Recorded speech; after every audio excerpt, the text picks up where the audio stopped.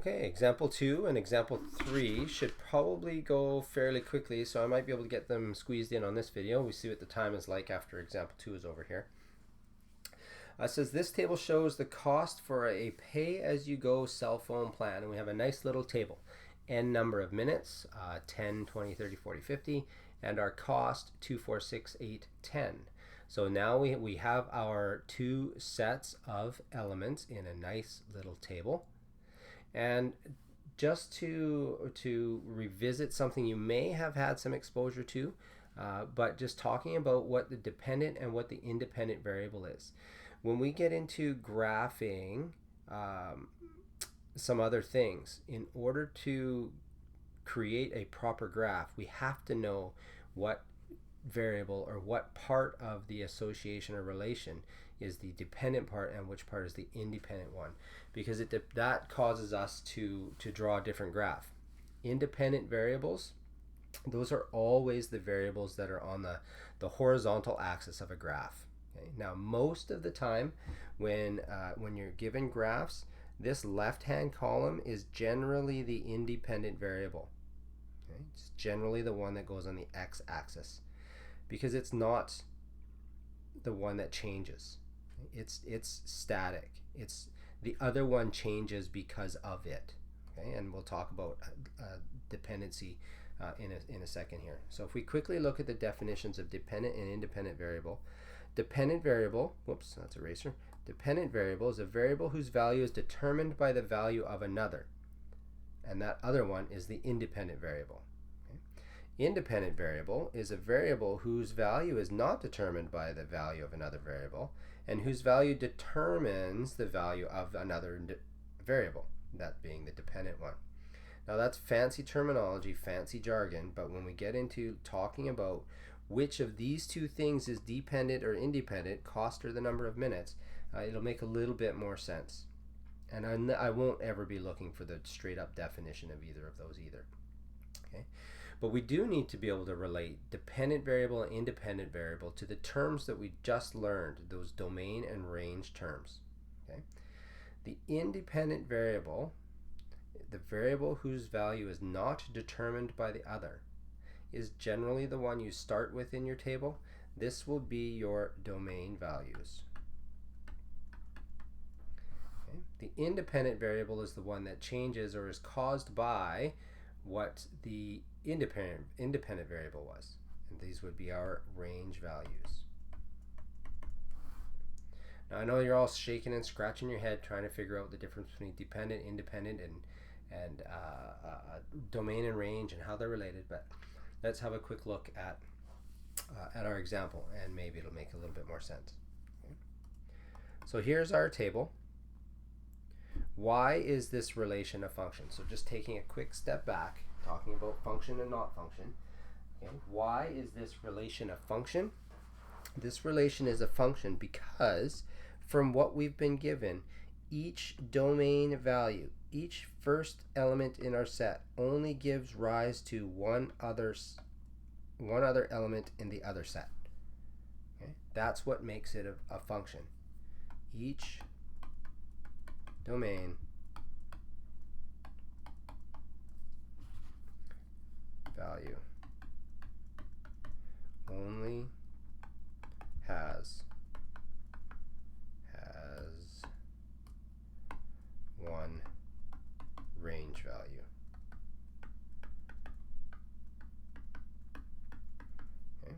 That's what makes this a function. Question B, identify the dependent variable and the independent variable.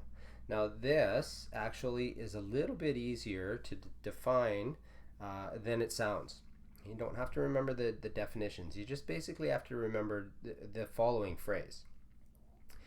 With respect to the two sets, okay, think about it this way. Does the number of minutes of this cell phone plan depend on the cost of the plan, or does the cost of the plan depend on the number of minutes?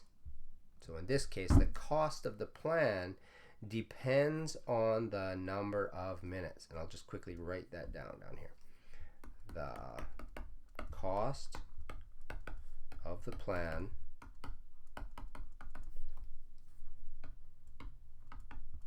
depends on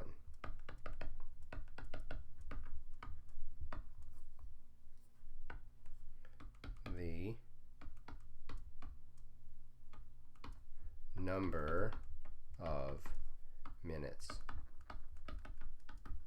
So with that being said, if the cost of the plan depends on the number of minutes, then the cost of the plan has to be our dependent variable.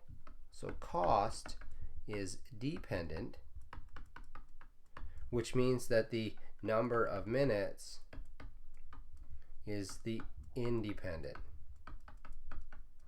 Okay. Now, again, you could relate that to, okay, actually, so that's the easy way to figure out the definition of which of those things is the dependent and or independent variables. Okay. So if you quickly look again, the domain values, generally the first set, in this case that's what it is, the range values, the second set, and then range and domain depend on, or not depend, can also be defined as dependent and independent variables. And in doing so, just basically ask yourself that question. Does one depend on the other? Or if that doesn't work, rephrase it. Does the other depend on the first one? And then once you've asked yourself that question, I think that you'll be able to decide or determine which of the two sets is dependent and independent. But like I said, most of the time when you get your tables as they're presented to you in this question, whatever values are on the left-hand side or whatever set is on the left-hand side will be your domain, and of course your independent variable, and whatever ones are on the right-hand side will be your independent variables. Question C, it says write the domain and range. We go back to exactly what we did in our other question. Our domain, fancy bracket. Look at our domain values, that first set, we list them out in numerical order. So 10, 20, 30, 40, 50, and bracket. There's our domain values. Our range values would be, ugly bracket.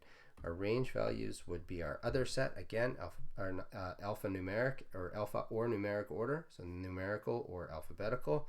In this case, numerical, 2, 4, 6, 8, 10. And again, remember, don't repeat values. If you have multiples, don't repeat them, just to put individual ones in. Okay. So where are we for time? We're 8 minutes. I should probably create a third video for example 3. So come back in a minute.